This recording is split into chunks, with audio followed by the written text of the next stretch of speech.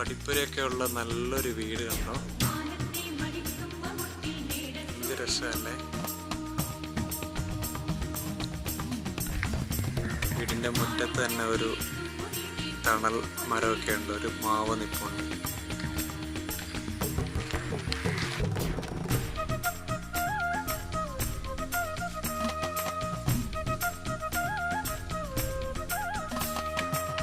നിറനാഴി പൊന്നിൽ മണലാരൻ നെല്ലിൽ മണ്ണ് തെളിയുന്നേ.